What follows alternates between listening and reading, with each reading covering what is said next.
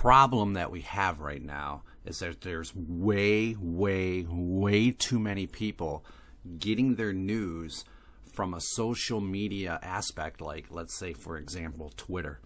I just went through a conversation with a gentleman who is part of a network. He's a network executive of one of the big news agencies. And he made a comment on his Twitter feed, and it says that YouTube says it'll no longer allow misinformation related to abortion on its platform. So now my question is, all right, so they're not going to allow misinformation. Now, as you already know, or if you haven't known, I've had issues with YouTube as far as the Ukraine war goes.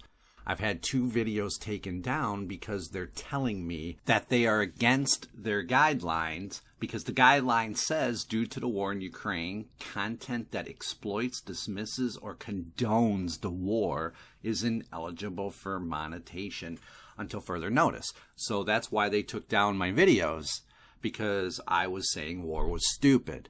All right, so that's a policy that they have, and that's what happened.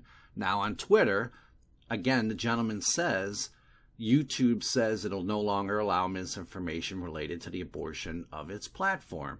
But the thing about it is, but at this particular time on Saturday, 7/23, 1 hour after he said that, the actual policy is the promotion of alternate abortion methods in place of chemical or surgical methods deemed safe by health authorities is prohibited. So you cannot go out there and promote other ways to get an abortion other than chemical or surgical methods. That's the current policy.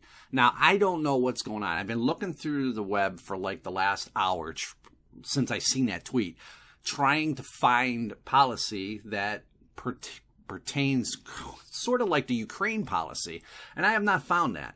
So I tweeted them back, and of course I'm not going to get a response, and I wouldn't even be stunned if my tweet would be removed, because that has happened before when you start talking to others about stuff like this. So this is what's the dangerous part of social media.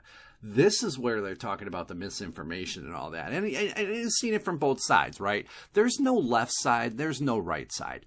We predominantly know that social media is dominated by the left because most of the board of directors are liberals. It's common knowledge. All of the platforms, all of the major platforms.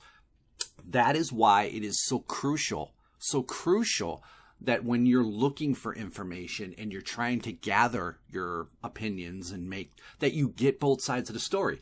So now, for example, this gentleman comes out with pretty much a 1, 2, 3, 4, 5, 6, 7, 8, 9, 10, 11 words, he said.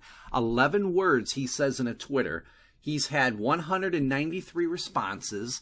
He's had 839 retweets. Now make that 842 retweets.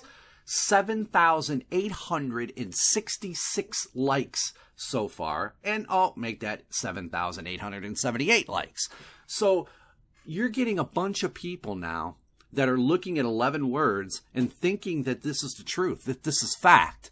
Right now, I've already proved that this is not truth, and it is kind of misleading, right? This is what they're talking about. Because it's misleading. Yes, it's information, it's misinformation related to abortion because it's in that particular section of the of their policy. So when you go to the misinformation policy part of it, yes, that's what I just read to you is in that part. But he doesn't tell you that. He doesn't tell you that part. He just tells you the part that it's in, and then makes it sound like YouTube wants to ban all misinformation related abortion. Now you got people that's hilariously responding back to him saying, well, what does that mean? What does that mean? Does that mean if we say anything about abortion that's not on the right, on the left side, that we're going to get banned? That's the problem. That is the number one problem that we have. You got to get both sides of the story. You have to dig into this stuff because you just can't go to Twitter with some knucklehead like me. I can say something like that. I'm a knucklehead, right? I'm a knucklehead when it comes to stuff like that. I could just say something and be done with it.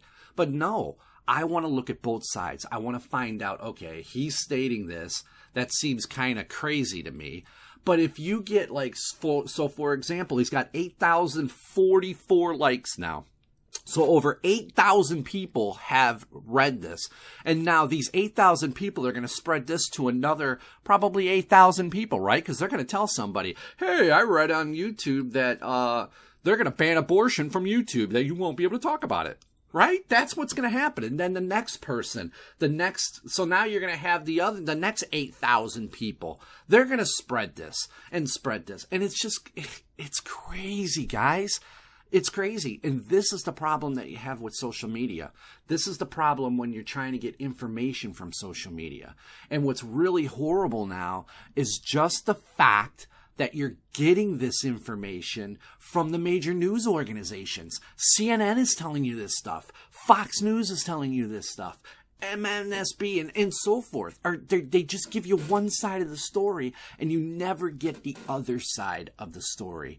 So I think that when you guys are looking at your news and looking, you have to take that extra second or two. I mean, I know it's hard. I know it's hard to sit down and read a newspaper for like an hour and a half like we used to do in the olden days, because society is moving too fast. The world right now is moving way, way, way, way too fast, and we can, as humans, keep up with it, right? So we're just trying to get quick little sound bites, quick little tidbits. Look at YouTube, for example. You got videos that used to be 20 minutes, 30 minutes, 40 minutes. Now look what they're doing. They're doing shorts, 30 seconds.